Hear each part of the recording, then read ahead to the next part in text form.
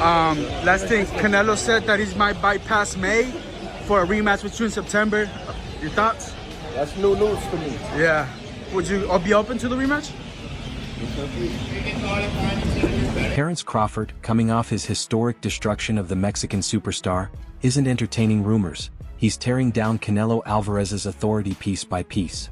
Reports say a massive September 2026 redemption fight is already mapped out, but Crawford's response was ice cold. No pause. No talks. Just laughter. With 5 words, "That's new news to me," the new king of boxing sent a clear message: Canelo is no longer in charge. For the first time ever, the sport's former centerpiece is chasing a man who isn't even answering the phone. For years, Canelo was the sun the boxing universe revolved around. He snapped his fingers, opponents lined up. He chose the dates. He set the terms. That era ended the moment the final bell rang in Las Vegas last September. Crawford's reaction to the rematch talk says it all. While Canelo's camp scrambles, reshaping their entire calendar for another chance at Bud, Crawford is simply enjoying the aftermath of dominance. Did you watch the Terence Crawford Canelo Alvarez fight? Yeah, I did. Ooh, talk about slick. Oh my goodness. Who's ever done that? Who's ever jumped up 2 weight classes like that? It's crazy. Scary. He's so clever, and it got to the point where he got so comfortable, he's like pit-patting him, and then like, what? And you're like, you're wow. watching, like, this is amazing. Like, that's history, obviously. You shouldn't be able to do that. You shouldn't be able to fight at that weight for the first time ever. Against one of the greatest Undisputed greatest of all time. And do what you did. You're beyond an outlier. You're an anomaly. The psychological warfare here is quiet but ruthless. By calmly saying he's in no rush and needs to consult his team, Crawford is treating the face of boxing like just another name on the list. He voiced the reality everyone sees but few dare to say. Canelo is no longer the A side. The leverage has flipped completely. It's no longer about Canelo's preferred dates or venues. If this fight happens, it happens on Crawford's schedule, and for now he's perfectly content letting the former king sweat from the sidelines. So Canelo Alvarez versus Terence Bud Crawford in negotiations to happen 2026, the rematch. And let me tell you something, I'm not bull jiving. See, I don't see this as a Saul Canelo Alvarez versus Terence Bud Crawford rematch. I see this as a showbiz, the adult redemption. I'ma put all the bags on Terence Bud Crawford to win this game. To grasp how desperate Canelo's camp really is, look at the calendar. Reports from insiders like ESPN's Salvador Rodriguez revealed something once unthinkable. Canelo may skip his traditional Cinco de Mayo fight date in May 2026. That's seismic. For over a decade, that weekend was sacred, guaranteed money, national pride, automatic spotlight. Walking away from it signals full-blown crisis mode. Check this out. News just broke. I want to say it broke maybe yesterday or early this morning. Saul Canelo Alvarez and his trainer, Eddie Reynoso, just said that what was Canelo plans for next year. Now, normally, Canelo fights on Cinco de Mayo, which is a Mexican-American holiday, and he fights on Mexican Independence Day. Canelo just put plans out basically saying that he's not fighting Cinco de Mayo. He wants to rematch Terence Crawford on September, Mexican Independence Day weekend next year, 2026. As a matter of fact, here you go. Eddie Reynoso, Canelo's longtime trainer and manager, has essentially confirmed their plan A. Everything revolves around a September 2026 return against Crawford. No tune-up fights. No stay-busy bouts. The slate is being wiped clean for a full year dedicated solely to cracking the Crawford code. That alone shows how wide the gap was in the first fight. They know a standard 8-week camp won't work. They need 12 months to rebuild a fighter who looked slow, frustrated, and completely out of ideas. The irony? While they're making these massive sacrifices, Crawford hasn't even committed to showing up. I love my damn, I'm getting my $20,000 back. I can give a damn if Terence Crawford is the favorite 5-1. I'm gonna put down as much money as I possibly can to get out of that $20,000 Bud Crawford debt. And that's the black damn 2 sugars. Yeah, I learned my damn lesson. And look at me. Look at me. I am dead serious. Now listen, now that we got that out the way, let me give my take, okay? First and foremost, Terence Bud Crawford is a damn dog. And let me tell you what I mean. in negotiating for this rematch, he would be the first one out of the fighters who've beaten Saul Canelo Alvarez to give him a rematch. Floyd Money Mayweather didn't give Canelo Alvarez a rematch. Dimitri Bivol didn't give Canelo Alvarez a rematch. But here Terence Bud Crawford doing what he does. And let me give you a side note. Let me just put a pin in that. Put a pin in that real quick.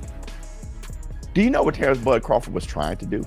The type of bags he was trying to collect this year? Terence Bud Crawford accepted the Jake Paul fight. Yeah, the replacement fight for Gervonta Tank Davis, Terence Bud Crawford accepted that damn fight. Now, MVP, Jake Paul, they didn't go with Terence Bud Crawford. They went with AJ, which I'm still scratching my head on that. All right, because that is going to be a brutal knockout. But with that said, Terence Bud Crawford said yes to this, knowing damn well he's going to negotiate with Canelo. You want to talk about the bag? Of course, in boxing, no often means not enough money yet. And here the price is staggering. We're not talking normal championship purses, we're talking numbers that rival small national economies. Crawford's coach, Bernie Davis, has been vocal, floating a figure that made promoters gasp: $100 million. It sounds outrageous until you consider the reality. Crawford already did the impossible. He moved up. He dominated. He cemented his legacy as the fighter of his generation. Why risk his health and unbeaten record again for anything less than generational wealth? The $100 million demand puts all the pressure on promoters. It's a challenge. Crawford is saying, if you want the sequel, pay blockbuster money. Now networks and Saudi backers have to decide how valuable this fight truly is. Once again, Crawford proves he understands his worth better than anyone in the sport. I'm gonna tell you why. He's a competitor. And there's a few things going on here. Number one, there was a rematch clause. And I do know right after the fight, so Canelo Alvarez was like, there was nothing I could do with it. But I think what happens is you start to sit back. Let me look at the fights. Let me think about this. The fight was closer than I thought. You know, that's what Canelo's thinking, right? Because technically it was. All right, when you think about the copy boxes, put a pin in that. We all know Terence Crawford whooped that man's ass 11 rounds to 1 in reality, all right?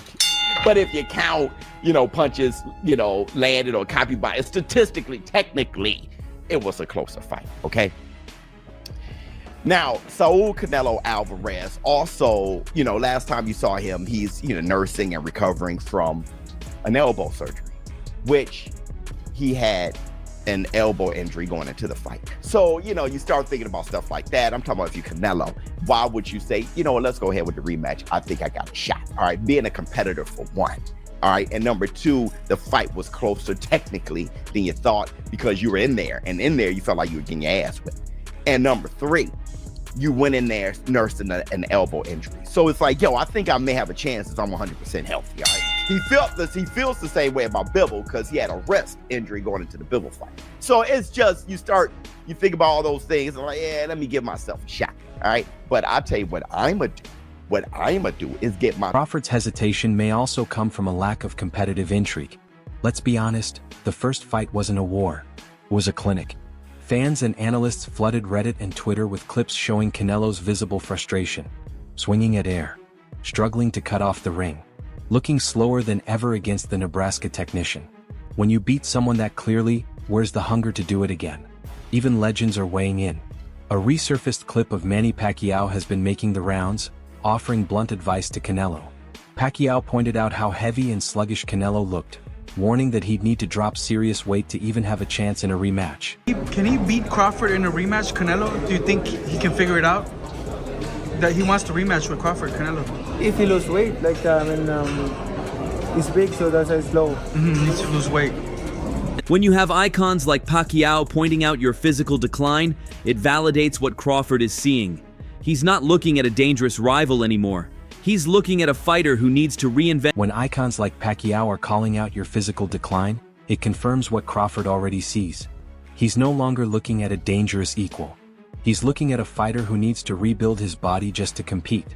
That makes the rematch feel less like a sporting necessity and more like a pure money play, which circles us right back to that $100 million demand. And beat Canelo Alvarez. And Canelo after the fight said he had no answers, but Canelo was the undisputed champion.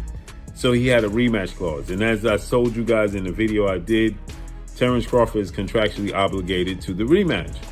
So Bernie the boxer, he reveals that Terence Crawford is demanding that he gets the lion's share. Now, it was reported the gate did over $45 million, close to $46 million.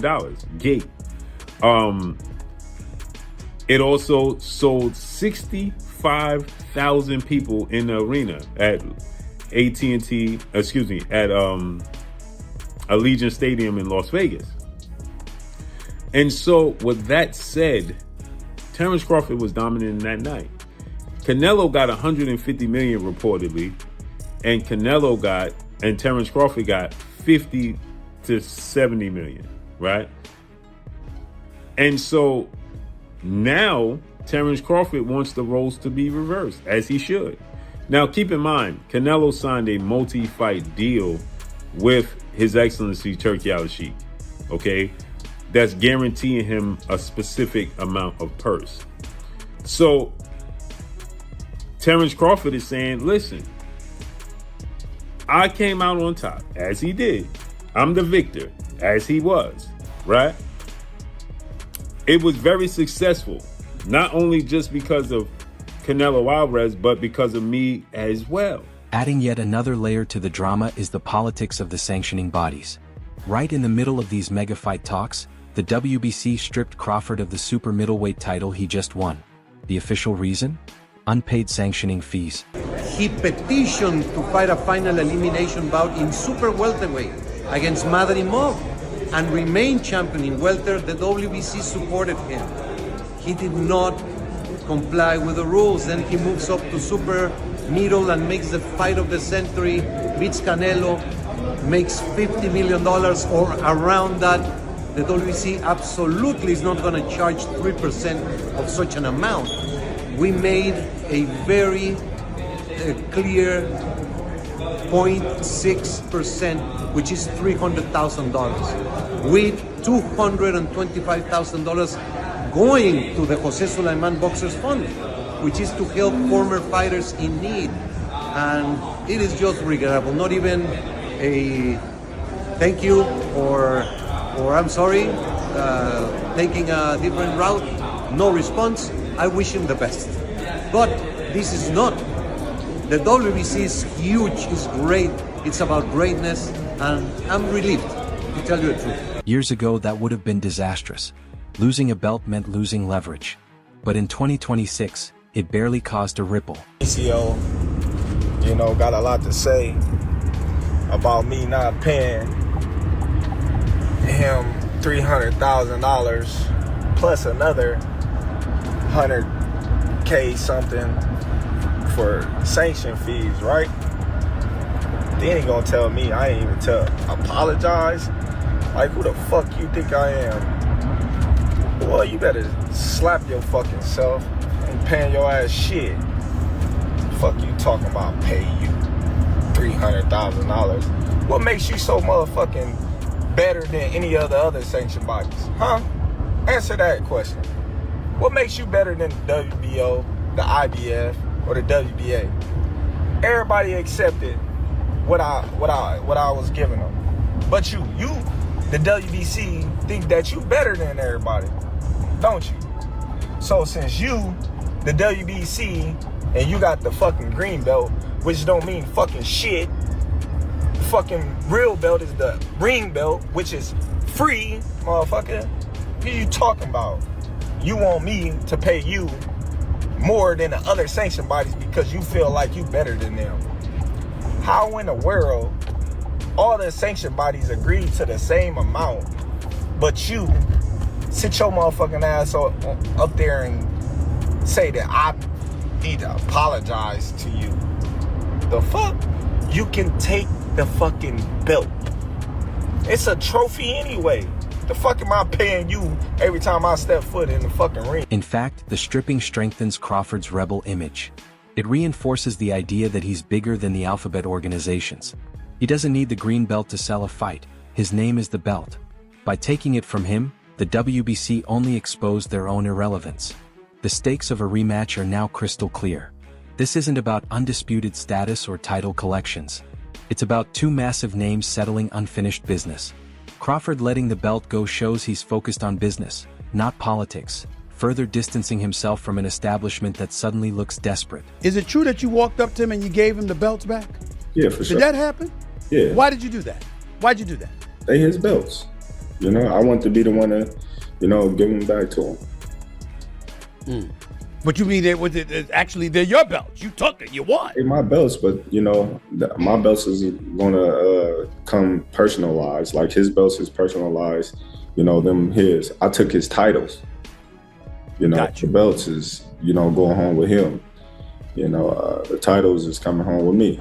I'm gonna get my new belts. You know, and those belts is going home with him. And I just felt like it was only right that, you know, I be the one to present them back to him.